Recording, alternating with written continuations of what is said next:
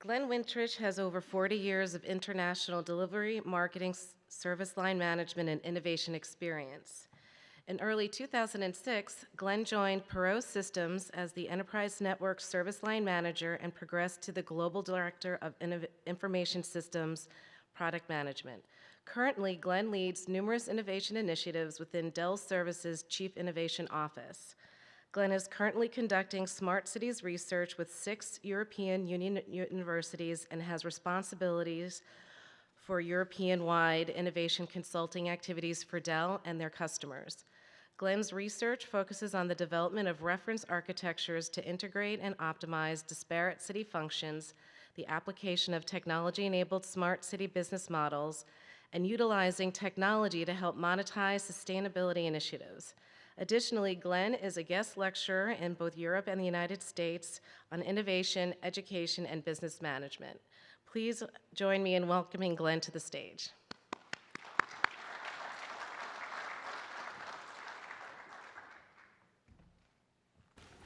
We'll see if the microphone, can you hear me? I've got it way off here, but I talk so loud, that's probably a good thing. No clicker, so someone's going to do the magic for me. Let's go to the next slide. See, now we have the new challenge. There we go. I wanted to start off with a short story of what I call the power of yes. Is about 3 years ago, I ran an innovation team at Dell, and I did a lot of internal innovation. And along came a new boss, and his name was Jim Stikeleather, who spoke the last few years here.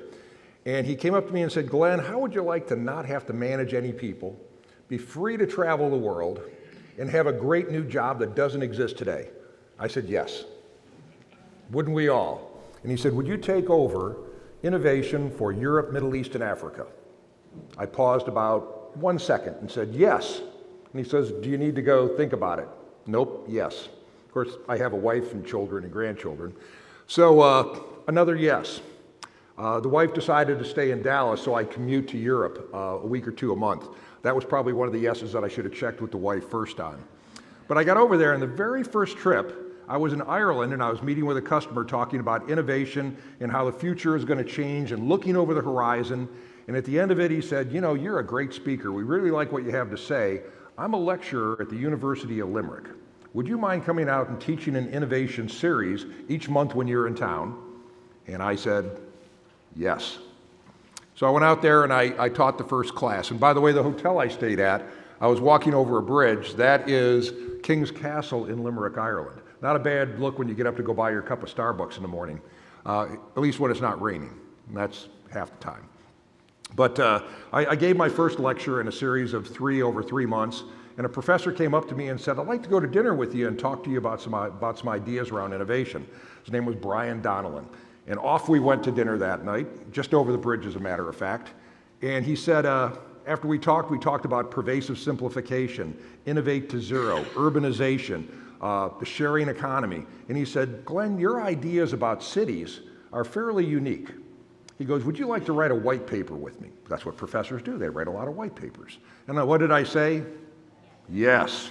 So we wrote the white paper and it got published. And I get an email about a week after it was published from a group called Smart Green, who does a Smart Cities conference in different cities every year. This year it's going to be in Rome. That year it was in Barcelona. They said, would you come and do a keynote speech about your white paper in Barcelona? And of course, what did I say? Yes. After doing that talk, a number of professors from Ireland came up to me and they said, you know what? We could take your ideas, we could put them in a grant proposal, and we could take it to the Irish government, what they call the Science Foundation of Ireland. And we could try to get money. And I said, well, what are we talking about? They said, well, Dell would probably have to chip in $1 million. And the government would chip in 7 to 1, $7 million. And we'd hire researchers and we'd go off and work on the things that are in your white paper. Would you be interested in doing that? Without even blinking, without asking my boss, Jim Stikeleather, I said, yes, let's go do that. I have no budget, by the way. I'm an individual performer. So I came back, we started working on the grant, and I came up to the boss and said, I'm going to need $1 million, but not all at one time. It's spread out over a few years. And some of it's time, or my time, will count as dollars. Some of it will be cash. And what did my boss say? No. He said yes. That's my boss, Jim Stikeleather, if you've met him. He goes, we'll figure that out if you win it. What are your chances of winning? I said, there's 58 companies competing with different universities. He goes, well, there's only about a 2% chance you're going to win, and we think you're pretty good, maybe a 10% chance. Well, it went down from 58 to 12, from 12 to 4, and finally it was announced that we'd won the grant. So I did have to actually procure the money. And off we went on this journey around smart cities. That was 2.5 years ago, to work on smart cities and how we could improve a number of things, including quality of life in Ireland, jobs in Ireland, making the cities more urbanly competitive, and then sharing that information globally at conferences and publishing our research. So that power of yes, I kept saying yes when a lot of times you guys were probably thinking, would you ever say yes to that $1 million question without asking? And most of you are probably way smarter than I am and wouldn't have done that. But I found that if you use yes as your first answer, and you caveat it with, we'll have to go check and see if we can make that happen, instead of, no, I don't think we can, I'll go check on it. It changes the dynamics, and each one of those yeses turned into an avalanche of events that led to a $10 million or 8 million euro research grant on smart cities, which is what I'm going to talk briefly about today. Most importantly, when I say the power of yes, with cities, and we take Bradenton as an example, you're at the crossroads right now of old cities and new cities. And as we go forward, what is the one thing that's going to make the biggest difference of creating a smart city for the city of Sarasota or St. Pete or Bradenton? What's going to make the difference? Anybody have an answer? What's the biggest thing? Wi-Fi? No, it's not a technology. In fact, I tell people technology is only an enabling source. It's not the innovation to start with. And David hinted to that earlier. It's that thought of what if, what could we do? And people are that difference. And when I talk today, I'm going to talk about how each of you can make a difference in your communities. You may say, well, there's a few city councilmen in the room, and there may be a senator or someone who works with a senator or a congressman, but the rest of us, that's not what we do. We're teachers. We're professors. We work in the business community. That's not true. You're all leaders, and you've all proven you're leaders by one reason, just being here alone. You're either a leader or a future leader. And it's the leaders that are going to create it. The only reason cities exist are to meet the needs of a citizen. If there weren't citizens, there wouldn't be cities. And citizens don't function very well without leadership. It's somewhat called chaos. So when we look forward, is the real key to a successful city is the leadership of the city. And that's the leadership of the citizens as stakeholders and the leadership of the people in the city. So we're at that crossroads, and you're going to make the difference. I wanted to start with smart cities. Everybody talks about it so differently. I wanted to at least share with you one of the hundreds of definitions that I'm trying to standardize on. And notice some of the key words on that. It says the use of technology, as I said it, that's the enabling force, and data to enhance a city's economic development. Now that's really key. We actually worked on an exercise in the workshop yesterday around economic development. When you talk to people within a city, they're going to tell you today something very different than 50 years ago. 50 years ago, Bradenton would be competing with St. Pete, or more likely Tampa, especially you would think some of the logistics things in the ports. If you look at it today, Bradenton is competing against Dublin, Ireland, Stockholm, Sweden, Los Angeles, New York, Boston, Dayton, Ohio. So it's become a very flat world, as we all know from the books that were written on it. But more importantly, you have to be urbanly competitive. And you'd probably say, is he going to have a definition of that so I can write it down and go do it? The answer is no. Every city has a different way of being urbanly competitive. It's like every person has strengths that if they play to their strengths, they can succeed and succeed very well. They don't play to their weaknesses and don't try to take something that's very weak and make it strong when they already have some strong things that are their selling points. So that economic development's important. Sustainability, extremely important.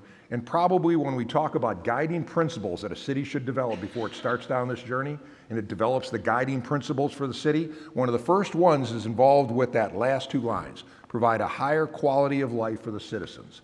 Do no harm to your citizens with your decision making around smart cities. So a little bit complicated, even though it's a short paragraph. If we talk about the trends that are taking us forward on smart cities, some of them are pretty obvious. We know them well, like rapid urbanization. We are now considered a urbanized world. Over 50% of the people, as of, I believe, last year or the year before, lived in a city in the world. In the United States, it's even higher. And if you look by the year, in the next 25 years, 65% of people will live in the cities. Now, the cities aren't magically going to get more water, and they aren't going to get more electricity and wider roads, and in some cities, wider roads aren't even a possibility. In India, they're actually building new cities outside of the old city because they can't change the one they have. So it's growing rapidly. If we look at resource constraints, that's going to be a huge problem. One of the ones that Bradenton, I found out since I've been here, has an advantage on is because of the water they have from the dam that was built. They have 3 times more water than they need. And cities around here are actually buying from Bradenton. So they have an excess of water where many of the cities around it have a shortage of water. And of course, that's not salt water. We all have a lot of that. So when you start looking at resources, that problem isn't going to be mitigated just by hoping it goes away. It's going to have to be things that we do differently to change that. If we look at financial constraints, I was shocked when I started meeting with cities, and this is a small sample of probably 30 cities I've met with globally, with most of them outside the United States. 99% of the city's budget is to keep the lights on. Less than 1% is to do something new. If they want to do something new, they have to look at new ways to do it. Is it taxes? Is it bonds? Or is it really an innovative way to change your business model so you don't have to go to the citizens and ask for more money? So that's a really important one. That is the GM building in Detroit in the background, by the way. It's interesting to see that their socioeconomically challenged area can be pictured in the same shot. If we look over on competitiveness, that's where I talked about the urban competitiveness. It is really critical for cities to put that in their guiding principles. Do they want to be more urbanly competitive? Do they want to bring more businesses into the community? Something that Sarah shared with me was just in this community alone, more science and technology awards have been won in a specific category than the entire state of Texas. That's a strength. And when you look at companies like Apple and Google and Amazon and Dell, they put their offices where they believe the people are at that can work for them. To the point that in Limerick, Ireland, they built a supply chain bachelor's and master's degree program, specifically tailored to the needs of companies like Dell. Dell put amazing facilities there, solution centers, Internet of Things research centers, data centers, and more R&D centers in Dublin, but it was because the right people were there. So getting the right people in your community, that's one of the many ways you could become more urbanly competitive. It used to be you have good roads and you had Wi-Fi and you had high-speed access. That was enough. You gave tax breaks. That's not the answer anymore. Think how many companies are saying, let's go put an office in Beijing, where the pollution is so bad people wear masks every day. Beijing knows that, and they're starting to look at innovative ways to lower that rapidly because they want to remain urbanly competitive. Environmental protection. By 2030, 70% of the greenhouse gases are going to come from the cities. That means if you really want to solve a problem, don't work on the 1% at a farm. You hear things about methane gas on farms. Really? That's a problem, but compared to the 74% in a city, if you move the needle 5 or 10% in the city, what have you done for the world? It's significant. So these are the challenges as you walk through them that the technology, like the data analytics we have today, the cloud computing and its associated platforms, the mobility, the high-speed access, the networking, these things enable you to look at ways to, what if I did things differently? But just as David had said numerous times, it's not about the technology. Technology just enables you. We're going to change direction a little bit. When I said earlier, all of you are leaders and all of you can impact the cities you live in. You may say, how? I'm going to give you one really easy way. In fact, it's almost free in terms of dollars, not time. There's websites like Shaping Tomorrow that if you go out to, you can subscribe and you get daily letters from them. They pick different topics like technology, society, economics, and then they have deep dives that go into it. They actually use an artificial intelligence search engine to go out and build the reports and write them. Humans don't write them. They produce them overnight, every day. There's many other sites that you can go to and get information. You don't have to be signed up for a Forrester license or a Gartner or an IDC. They do have good material, those also, Frost and Sullivan. But one of the big things you can do is go out and start looking at trends. Things at the horizon or over the horizon, and some of these aren't over the horizon anymore because we're actually talking about them every day. Let me give you a few examples. Internet of Things. If you take the Internet of Things and you take, let's just say utility computing or cloud computing, what you have the ability to do is start looking at, if I have sensors and I have data analytics and I have the cloud capabilities and I have the security, what can I do with that in my city? I work very closely with Intel, and Intel has done projects in cities such as London and in Dublin around pollution, water pollution, air pollution, things you can do around that, how you can collect it and analyze it. I used to think you could bottle the air in Dublin, it was so clean, and sell it in the United States, only to find out that they have above tolerance by EU regulations of some of the things that are produced from diesel vehicles. So they're worried about cleaning up their air, even though it smells and seems just fine. So what could you do there? What can we do if we look at areas such as consumerization? Have any of you ever said at work, I can do this with one click on my cell phone. Why does it take me 2 hours to do it at work? Well, we're starting to see that consumerization, the API economy, or the apps economy, where companies are starting to make things easier and easier. They're using process robotics automation to streamline processes and make them better. So there's a lot of things that are changing, but consumerization is taking those products that you get in your hand and say, why can't I do it at work? And they're starting to do it at work. If we look at sustainability, the efforts that are going on around things like the circular economy up there, if you're not familiar with that, that is to get to net neutral. It means if you produce a product like a printer, can you recycle all the parts of the printer back into making more printer cartridges and more printers and not put anything in the waste dump? Dell actually is at net positive. We don't produce any waste now. We use things like mushroom packaging, for example. That'll degrade very quickly. We take one more example, pervasive simplification. When you want to find a Mexican restaurant in a city you've never been in before, does anybody tell me how they can do it on their phone? Google Maps, and they've got the apps. You can go out and you can check for restaurants. Not only does it tell you what the restaurant is, you can then, with a simple API that's been put onto that site, click it and it'll give you directions how to get there. Now think about that, how you'd have done that 15 years ago. It was called the Yellow Pages. You'd have gone to your hotel room and opened up this huge Yellow Pages, and it would have said on 13th Street, and you'd have said, where's 13th Street? You don't even know if you're within an hour of it. But that's pervasive simplification. All the complexity of GPS that says where you're at versus the restaurant, of all the databases, the analytics, and the things it has to analyze, it's all behind the scene. You didn't make the process simple. You abstracted the complexity away from the user. Smart cities have to do that. That was a very important part of my first paper I wrote, was the use of pervasive simplification so that the city workers and all the other stakeholders, including the citizens, could have a simplified approach to dealing with the city. One of the things we talked about was, what if you could, when you're ready to move from one house in Dallas, Texas, to a house in Tampa, what if you could go online and with one button you could say, make it so, and it changed your addresses, it changed your utilities, it changed your phones, it changed everything with the press of one button.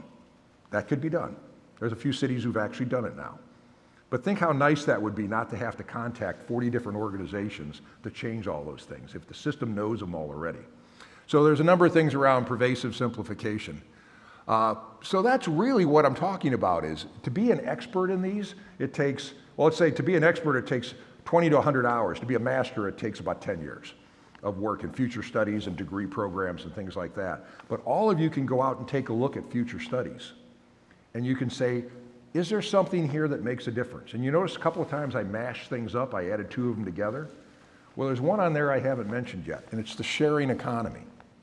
And I want to give you an example of the sharing economy. And that literally is, if you think about it, is when people, one group of people buy a boat, 5 people who live on a lake, and they timeshare that boat.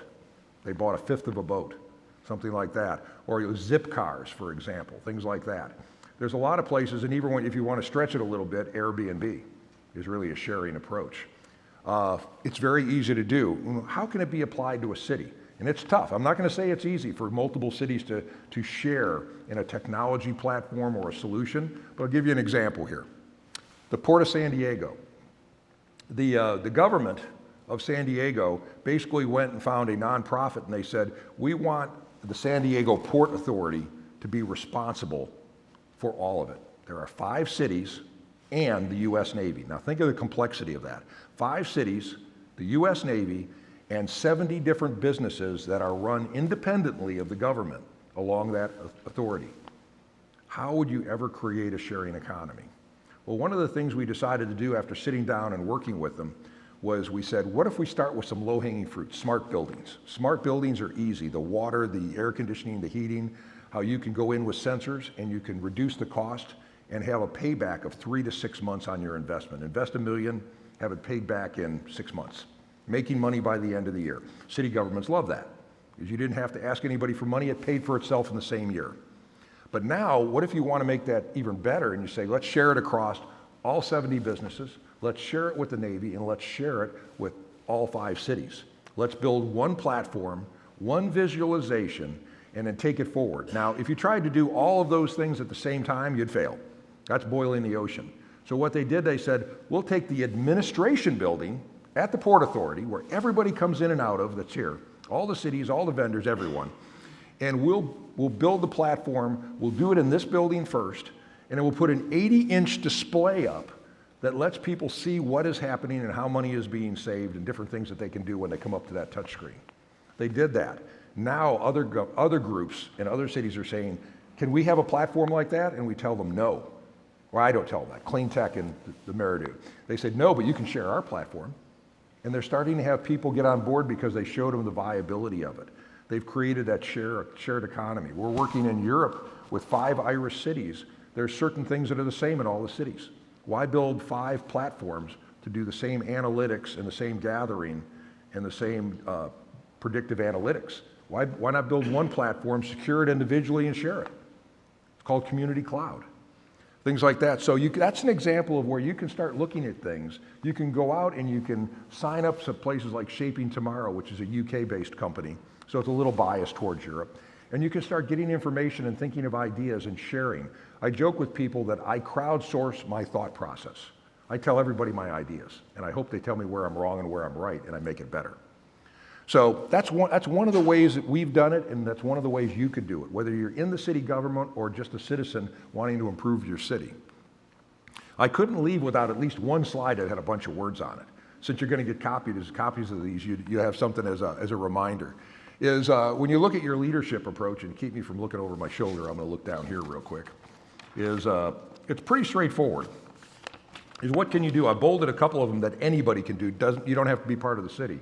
Well, the first one, develop guiding principles and a governance model. And you all say, well, we've got a governance model. We know what we're doing. But the guiding principles when you go into smart cities have to take into account all the different stakeholders you have. And in a city the size of Limerick, Ireland, which is a little bit bigger, not much, than the city we're in right now, they have about 26 major stakeholders and about another 70 minor stakeholders. What we've discovered is you have to get your stakeholders engaged. And those stakeholders involve your city council, your mayor, your major partners in business, your Department of Water, all these different groups, and your citizens, and start helping build a prioritization of what the city needs to get done and which things are going to have positive ROI and a negative, and build that portfolio. So you can, just like your stock portfolio, you don't invest everything in just one thing and say, if it's not positive, I don't want it today, it may be positive tomorrow.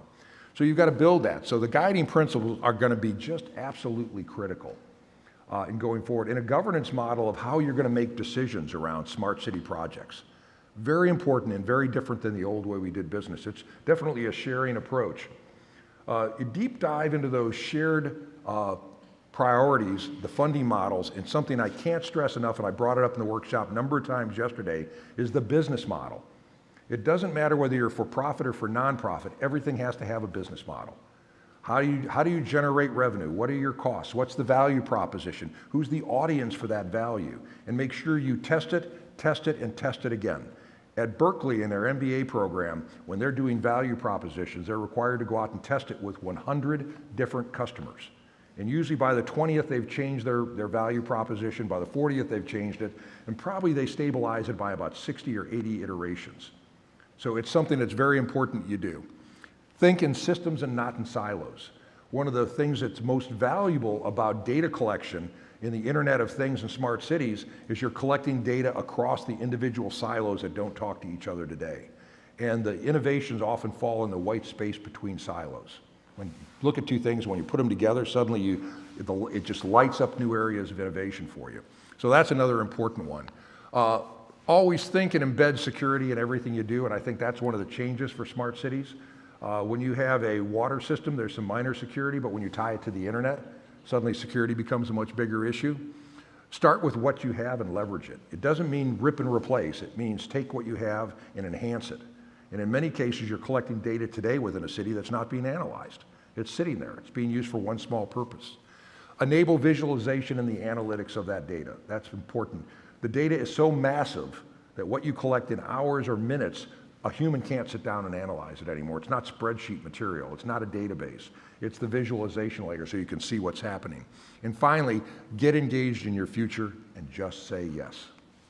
Thank you.